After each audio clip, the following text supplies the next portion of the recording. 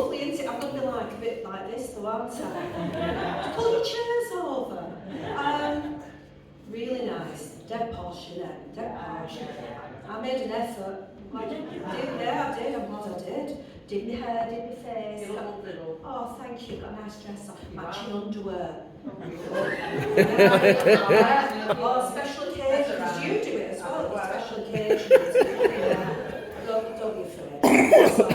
I'm fully aware of the more chance of a medical emergency than pulling. I'm from Rochdale. I don't know if you know of it. It's a little village, quite idyllic. Oh, you know what it's like, don't you? Just outside Manchester. Yeah, and I had an idyllic childhood. Yeah, dragged up proper, smoking, drinking, underage sex. Yeah, and it would have been perfect, but my mum were barking mad. She was absolutely crackers, totally obsessed with the weight. And she was a yo-yo dieter. Do you know what I mean? Yo-yo dieter. I'll give you an example. 1980, she was North West Slimmer of the Year. 1981, she was Face of Greggs. Yeah, we used to laugh at her too. Yeah, but it stopped being funny. She got obsessed with me. I was only 11, she had me at Weight Watchers. I don't even think that's legal. Honestly. But if I lost weight, we stopped at Chippy on the way home.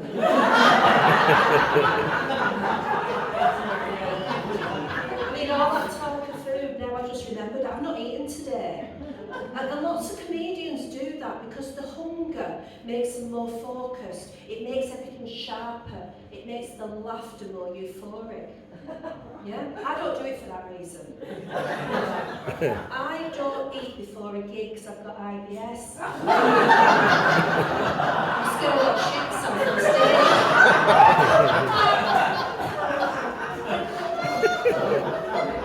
But you'd think, wouldn't you, with all those skip meals? You'd think I'd be losing loads of weight. I'm not lost now. Honestly, I've done all the diets. Slimming World, Weight Watchers, Atkins. I've not done the Mounjaro. You know, the injection. I've not done it. Because I think that Mounjaro is to dieting what cucumbers is to nuns. You get the desired effect, but it doesn't seem real.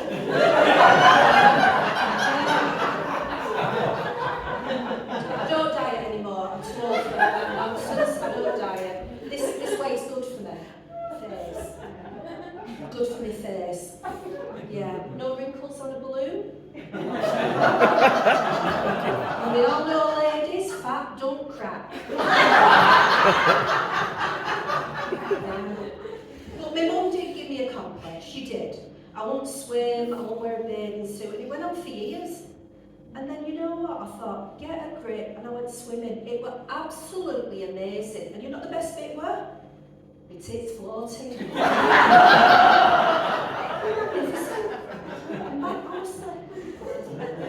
I know you're all looking at you, saying, what's this old bird up to? What's she up to? As we get older and get grey, we start to get invisible. And I don't want to fade away. I want to go out screaming and shouting. Yeah, so I set myself challenges. I've wrote a book. Thank you. I've been on the chase. Oh.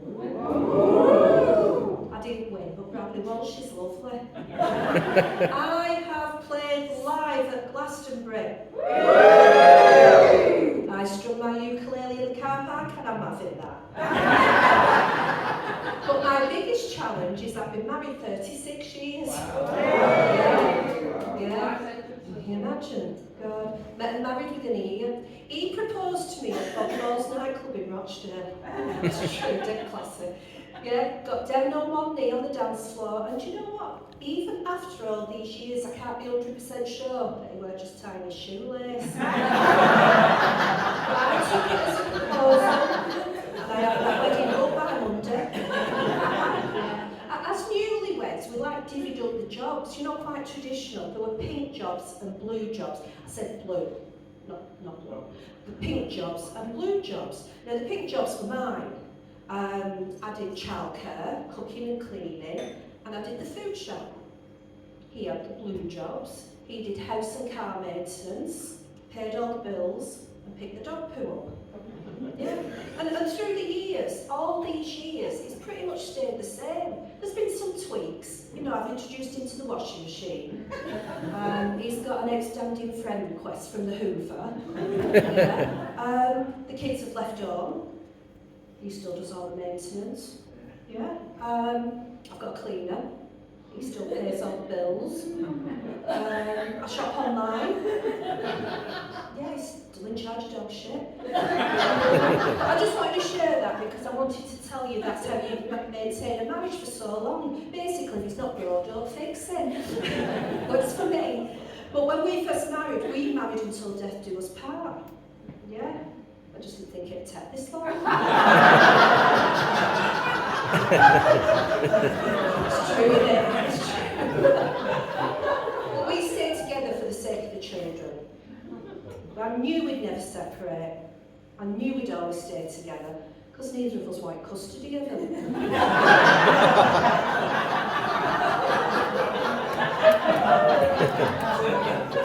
But we've had a bit of a wobble. He's fallen out with it. He says that it's either him or the comedy. So I had to think about it. I've had him a long time, haven't I? I miss him. So I took the punishment. He punished me physically, emotionally, financially. He made me take the grandkids to Butlins. It was awful. But then, I had to agree I'd only do 2 gigs a week. I've got 4 this week. It'll be alright though, don't worry, I'll just give him a blowjob. Yes. I married a mechanic. Yeah, I did. And you know what? I usually tell this joke and I forgot my papers, they're in my bag. So I've got to skip that one because they're not down my brow. No, it's ruined it now. But he's got really rough hands. He's a working man, he's got rough hands. When we make love, it sounds like he's rubbing a car down. But I know you're looking and you're wondering, how the hell could you have sex with the same person for 36 years? I'll tell you how I do it. I fantasise. I visualise somebody else's face. You know, like a movie star, rock star, Joe next door. We all do it, don't we? We all do it. Yeah, don't we? Yeah. You just don't say it. Yeah, of course we do it. We do it. But I don't need to do it anymore because since he's retired, his hands are that soft that when he touches me, it could be Joe next door. And he's changed over the years, you know, he's changed. When I met him, he had a narrow waist and a broad mind. That's changed. But just recently, I felt like he's been socially awakened and he's really angry with the government. And it's all to do with they've reduced men's alcohol intake from 21 units down to 14. And he's done the maths. That's 7 units a week, 350 units a year. And he figures that's 70 pints. The government have stolen 70 pints from every man in this room. And he's livid. He's joined a protest group.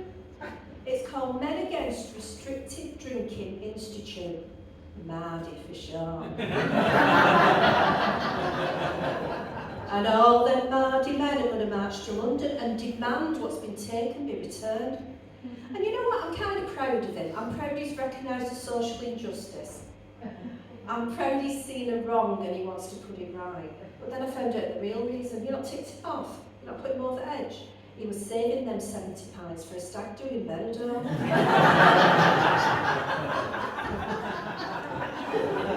But the one thing that's not changed is he never finishes any jobs around the house. We were going to a pub the other night and I said to him, before you go, you sort that light out. He says, do I look like an electrician? I said, that tap's dripping. And he's getting cocky, isn't he? He said, do I look like a plumber? And then as he's running out the door, I said, fix that kitchen cabinet. And he shouts back, do I look like a joiner? I thought, stuff you. I went next door to Joe's. Ladies, let me tell you about Joe. He's 40-ish. Yeah, recently divorced. He waters his garden with no shirt on. His wife left him because she said he was boring. I don't think I'd ever get bored. Anyway, I digress, sorry. He comes around and he does all the jobs, and I'm like, wow, that's great, thank you. I said, can I pay you? He said, no. He said, bake me a cake and give me a wank. Anyway, the hubby comes in for a pub. I said, don't about all them jobs Joe's been round, and he said, oh, I said, that's great, did you pay him? And I said, no. And I told him what he said. Do you know what my husband said? What kind of cake did you bake? Do I look like a baker? Honestly. But I've changed. It used to be all high heels and push-up bras. The night I met him, my boobs were pushed that high, they were level with his nose. His chat-up line work, can I nuzzle in your bosom? I still took him up. But you know, I used to spend a fortune on Lulu. Does anybody remember the perfume Lulu? Oh my God, it was so strong. You'd smell me before I walked into the room. Never spend as much on air freshener so you don't smell me when I leave. But we've both changed. That's what happens, doesn't it? We've both changed. I mean, we used to rip each other's clothes off, and in a wild sexual frenzy, I wouldn't have time to get my socks off. I mean, now I can knit a pair. It used to be all sex and drugs and rock and roll. Come on, now it's more like cups of tea and sausage rolls. I mean, we still make love. We still make love, it's just really slowly and only after a full risk assessment's been done.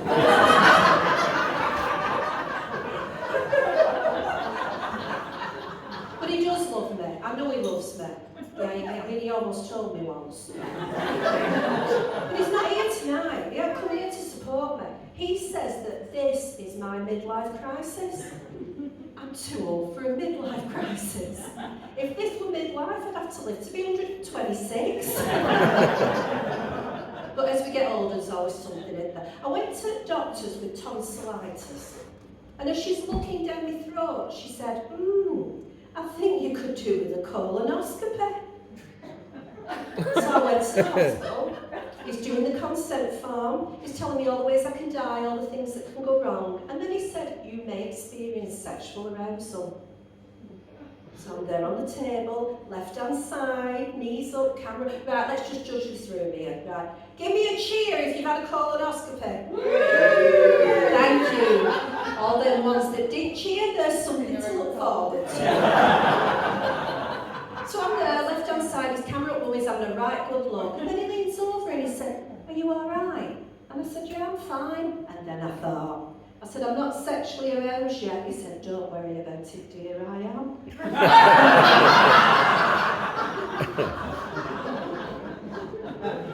But I've been blessed with children. The two girls, I mean, growing up, they were wild, they were feral. They made me ill. All smoking and drinking and all night partying. And that was just me to get through their teenage years. But now, they have teenagers of their own, and you know what that's called? Payback. It is. I stopped at my daughter's on the way in, and she was screaming and shouting at her oldest to clean her bedroom. So granddaughter runs past me up the stairs, slamming doors. She's back down in 5 minutes. I thought, she's not done that room.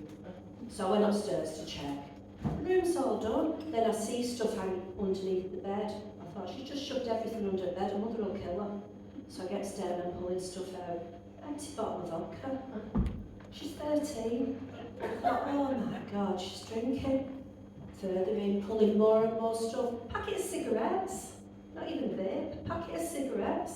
Oh my God, I can't believe it, she's smoking. And then right at the back, the top corner, I mean, I had to lie on the floor to get it. It's a packet of condoms. I thought, oh my God, I can't believe it. She's got a penis. My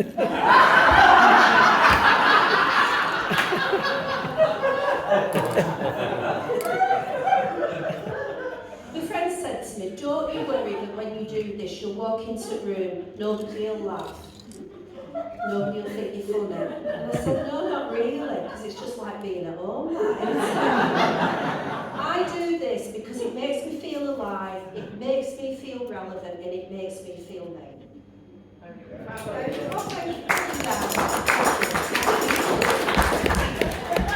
Now, my husband has an issue with that statement, and I think it's because he's jealous. I said to him, go and find something that makes you feel that way. He says, I think I'll be a Morris dancer. I said, I can't do that then, love. So he goes down to Village Hall, and old Morris Morris men are there, and they're sat behind a table. It was like an interview panel. And they're asking him questions. Do you drink real ale? Are you free bank holiday Monday? Do you own an anorak? Do you own an anorak? They let him try the bells on, he put them up his leg, he did some stamping. They even let him try the handkerchief. He said he had amazing wrist action. No surprises. Then the main man said, one final question. He said, are you circumcised? My husband says, well actually, yes I am. And the man shut the book. He said, your application's not successful. My husband said, but why? I answered the questions, I did the bells, you even said I had good wrist action. He said you don't meet the criteria. Apparently, to be a Morris dancer, you've got to be a complete prick. I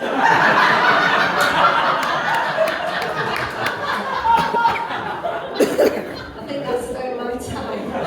So I just wanted to say something. You've been absolutely lovely. Thank you so much. And it's great to see so many people with live comedy. I just want to tell you something, if it is important. I actually had a colonoscopy this morning. And I just want you all to know, this is important, that the prep is far worse than the procedure.